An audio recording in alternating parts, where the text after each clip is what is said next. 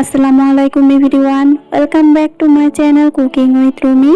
আজকে আমি চাউলের গুঁড়ো ছাড়া ময়দা আর সুজি দিয়ে মজার পোয়া পিঠার রেসিপি দেখাবো। চলুন ভিডিওটি শুরু করা যাক। আমি প্রথমে এখানে 2 বাটি ময়দা নিয়ে নেব। তারপর আমি এখানে 1 বাটি সুজি দিয়ে দেব। এই মেজারমেন্টটা মাথায় রাখবেন, তখন পিঠাটা সুন্দর হবে।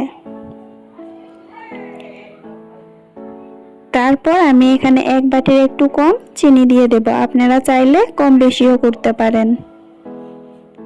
তারপর এখানে আমি সামান্য একটু লবণ দিয়ে এটাকে ভালোভাবে মিক্স করে নেব।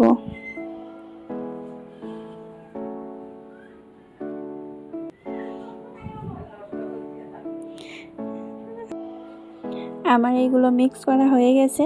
এখন আমি এখানে হালকা কুসুম গরম পানি দিয়ে দেব।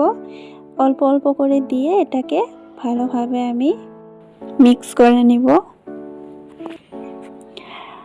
আপনারা চাইলে হাত দিয়ে এটাকে ভালোভাবে মেখে নিতে পারেন, তখন পিঠাটা সুন্দর আসবে। আমি এভাবে মিক্স করে নিচ্ছি। আমার মিক্স করা হয়ে গেছে, দেখতে পাচ্ছেন এরকম একটা ব্যাটার তৈরি হয়ে এসেছে।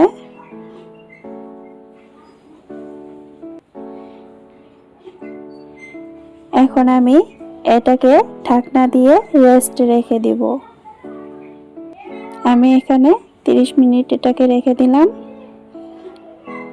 দিয়ে আমি ঢাকনা তুলে আপনাদেরকে দেখাচ্ছি, ঠিক এরকম হয়ে এসেছে। এখন আমি কড়াই তেল দিয়ে দেব। তেলটা যখনই গরম হয়ে আসবে, আমি এখানে সুজির আর আটার পেস্টটা দিয়ে দেব। এভাবে আমি একটা গ্লাসে নিয়ে এখানে দিয়ে দিলাম। একটা গ্লাসে নিলে তখন পিঠাটা কড়াই দিতে সুবিধা হয়। আপনারা এভাবে দিতে পারেন, খুব ভালো হয় পিঠাটা।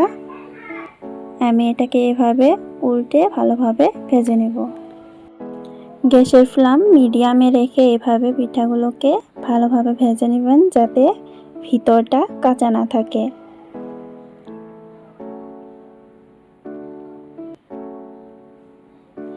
আমি এভাবে ভালোভাবে উল্টে পুল্টে পিঠাকে ভেজে নিলাম।